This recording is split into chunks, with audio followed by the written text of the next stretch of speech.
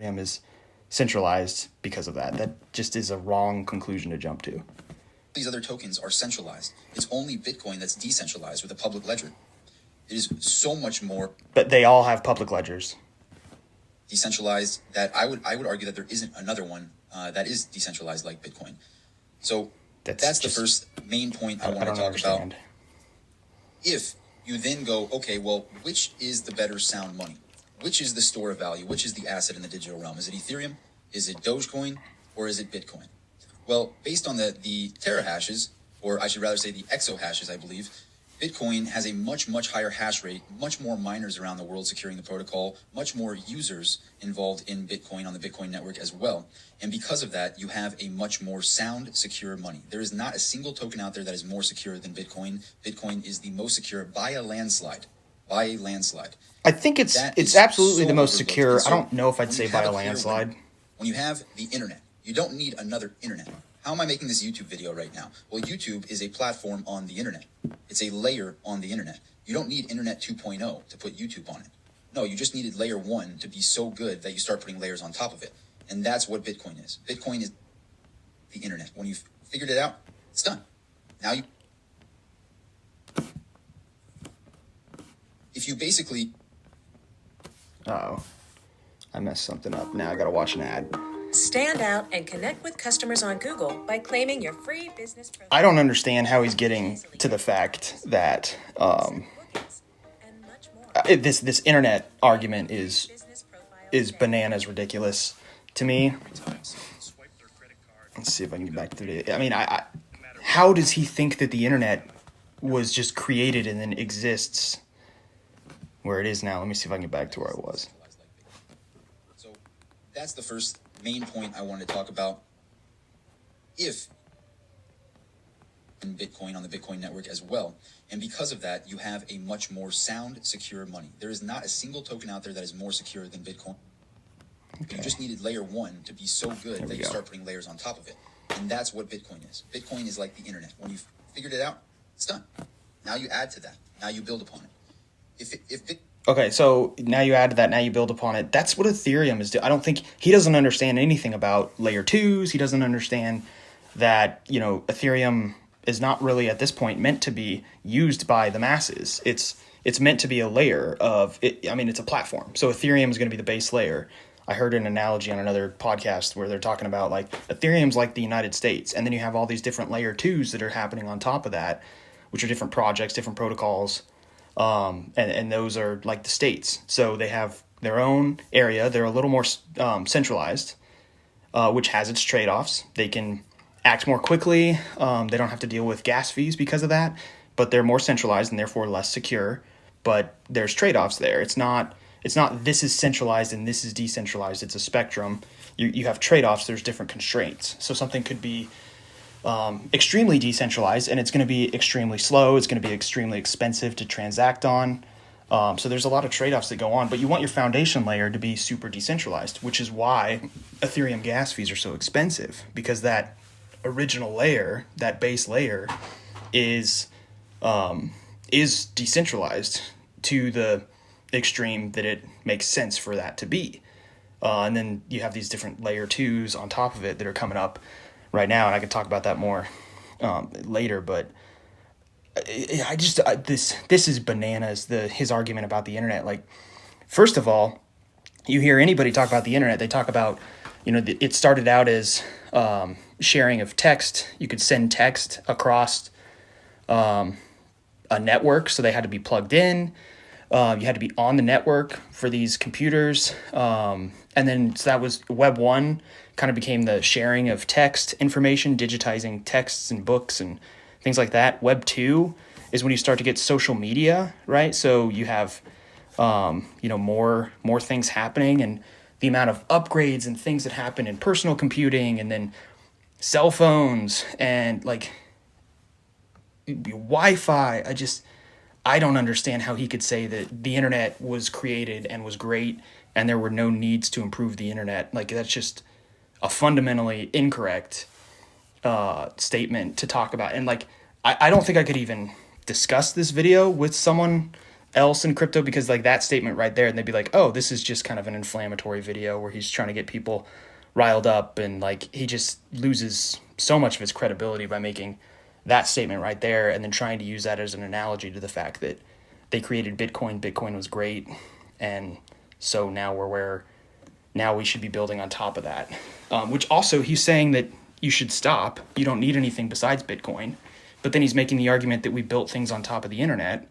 So that's just, I mean, I could spend probably the next half an hour tearing apart that statement right there. The fact that he said that, you know, the internet was created, it was layer one, and then we built things on top of that, but it was fine the way it is. So, yeah, if you want me to talk more about that, let me know. But I hope you guys can understand that that's just a wildly incorrect statement.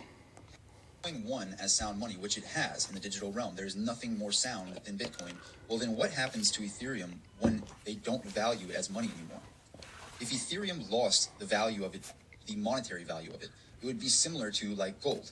So I pulled out a $20 gold piece to show in this video, a few of them, 4 of them. And I have a point to make about that as well.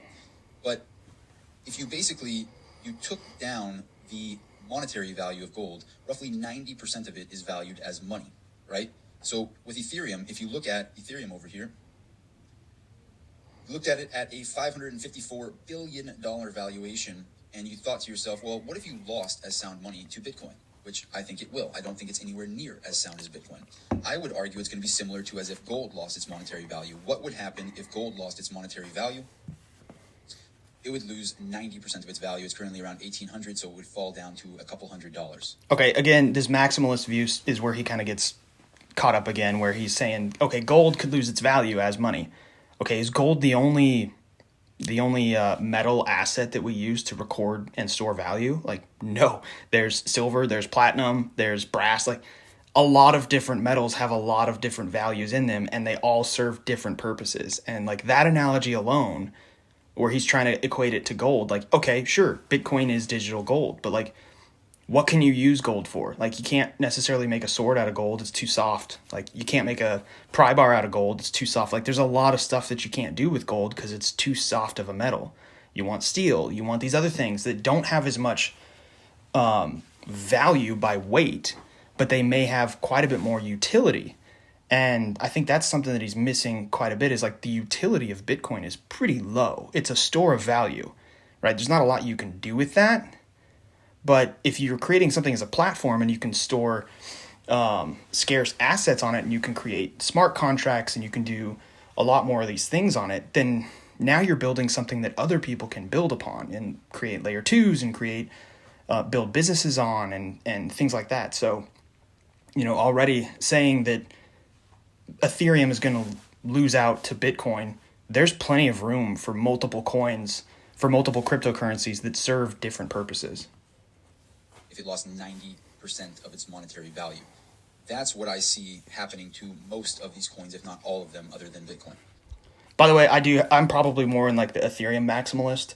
I think the flippening is going to happen. So the flippening is where Ethereum is actually going to have a higher market cap than Bitcoin. So just want to be clear with that. Like, I don't think Ethereum is the end all be all, but I think Ethereum is a much more interesting cryptocurrency and project than Bitcoin. So I think Bitcoin has its place. I think Bitcoin is valuable, and I think Bitcoin will forever have value. But I think Ethereum and the things that are being built on top of Ethereum are going to be much more interesting here in the next couple decades.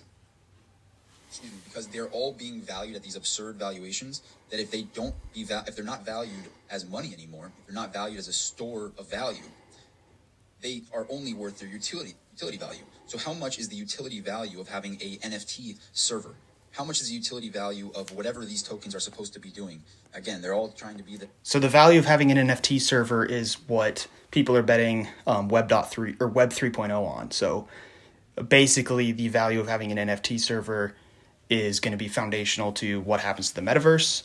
So in my opinion, the value of having a NFT server is wildly more valuable than just a store of digital scarcity of value, right? So if the question that he's asking right there is how valuable do you think an NFT server is, extremely, extremely valuable. Next self-driving airplane of Ubers in 2030 with their next 2.0 upgrade. That's what you hear from all of them. So if you're only valuing it for the utility value, I would argue that all of these tokens will fall 90% plus because they're not valued as money anymore because they lost to Bitcoin. And as Bitcoin gets further and further and further, I think it's going to get worse and worse and worse for them. And now with this Taproot upgrade with Bitcoin, that's a whole other new animal that I'm still learning. Taproot upgrade with Bitcoin. So why are we upgrading Bitcoin? If he just said before we have layer 1, it works great, why would we need to upgrade it? And he's already contradicting himself saying that, oh, we've got this upgrade coming with Bitcoin. Yeah, it needs upgraded as well. Like, these are technologies that are evolving and need to evolve with the time. So the core of the technology is going to be there and it's not going to change, but you're going to have to continue to improve these protocols. Right now. But Bitcoin is evolving just like the internet evolved. Layer 1 is so pure that it has no leaders. There are no leaders. There is no Vitalik. There is no dev team. There's nothing like that. It's just Bitcoin. Totally decentralized, no leaders at all. And it's so pure, so good that people are putting layers on top of it, such as Lightning. That's the same thing that's happening with Ethereum. So with Bitcoin, it has the largest network of all of these coins. And it's not even close, like, at all. I think it actually is close. If you have, like, Bitcoin does have the largest network, but it's the people's money, Dogecoin, and that's the next point I want to bring up as well. I might as well bring that up right now. If you have the people's money, right, you're hoping that you should be able to peer-to-peer send it.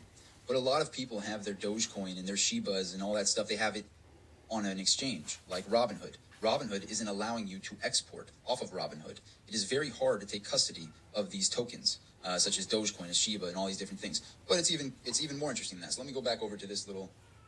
What are NFTs? And are they really going to change the world?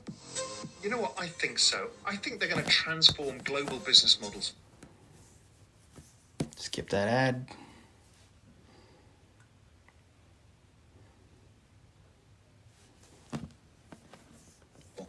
Chart over here.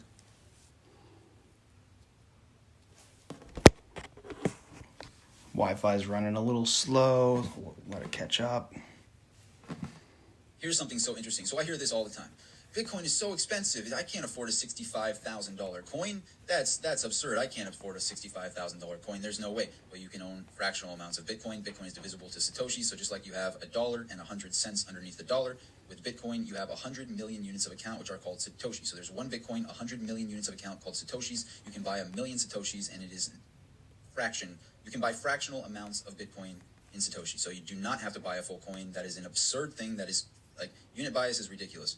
And people think that they can't afford a full Bitcoin, so they'll go into these others so they feel like they can afford that. No, you can have a fractional amount of Bitcoin. You can buy $100 of Bitcoin, $20 of Bitcoin. You can buy $1,000 of Bitcoin. You don't need to be buying a full coin. So that's out of the way. Okay, a couple things. So he was talking about Dogecoin. Dogecoin is, like, it is not trying to be anything other than a meme coin. It knows it's a meme coin. It's fun because there's a ton of money in it, which is hilarious.